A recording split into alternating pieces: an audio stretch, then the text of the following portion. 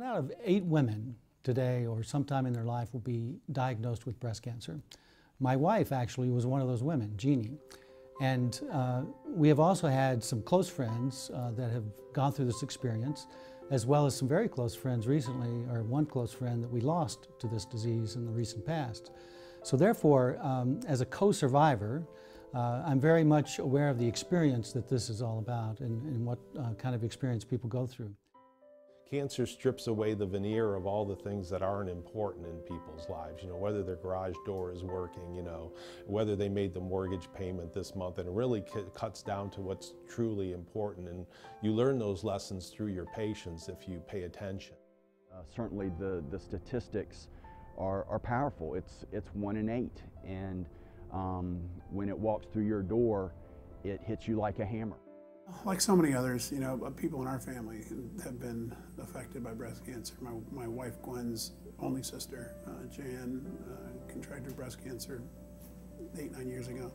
And it was like just seeing Gwen go through that, not to mention her sister, showed me, how this touches people's lives and how badly we need to find a cure. Women are just the backbone of our families, and to protect our families, I think we have to make sure that we do all we can to protect the women.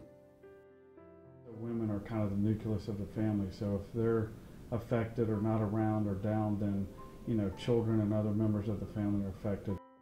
I treat a lot of breast cancer and breast cancer patients. They're an incredibly inspiring group of individuals and people. And one thing that's particularly notable about breast cancer patients is the way they work together and pull each other up. What's great about Susan G. Komen is that there are local efforts. And here in Charlotte, as a matter of fact, Komen Charlotte, which takes care of 13 of our surrounding counties, works tirelessly and is one of the most significant contributors to the national kind of efforts that go on.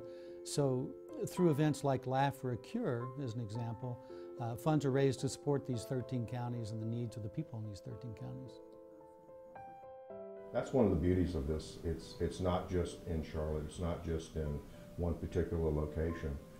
It's all over the United States. I mean, when we have our race, it's just one out of, I'm sure it's several hundred, I don't know the number, but I'm sure it's a lot more than even 100 races that happen every year. That's people coming together to make a difference. And yeah, you can't beat that. One of the things that was apparent to me early on in our partnership with Komen is the amazing community support that Komen provides for not just the women that are battling the disease, but also the families that are also impacted. I think that being a pink tie guy actually just represents a commitment, that I am actually committed to this cause and committed to helping find a cure and saving lives. Pink tie guy means a great deal to me because of the company that I'm in. Some of the people that you and I have talked about are very inspirational to me.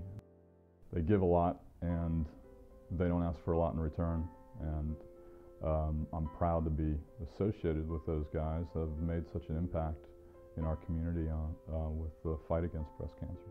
The bottom line for the Komen Foundation is to eradicate cancer.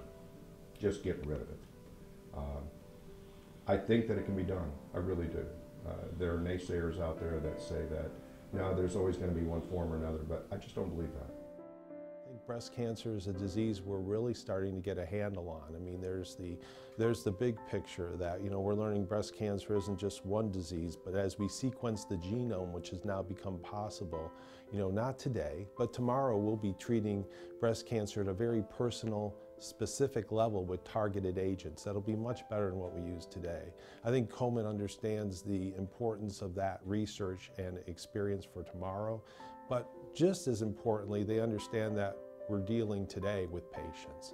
And I'm dealing with patients not where we're looking at futuristic targeted therapies, but I'm looking at patients who don't have the money to come here for their treatment because they can't pay the gas. I have patients who aren't getting their mammograms because they lost their job. So there's that dichotomy of needs, and I guess I would inspire people by saying, I think the economics of the last few years have taught us that we all could be next. We could all be that person who's having difficulties, and Komen helps us get through those times. It's difficult to have that hope and to have that focus for a long, long time and not let it waver. And it does waver, but we have 2 young children, so there is no choice for us but to have hope and to look forward to the next drug to keep Jen going. So in our lives, it's directly, that source of hope comes directly from our children. And it's a double-edged sword. You feel like here you are, a life-threatening disease that you could possibly leave these 2 young children behind, but they're the reason that you're going to fight and beat this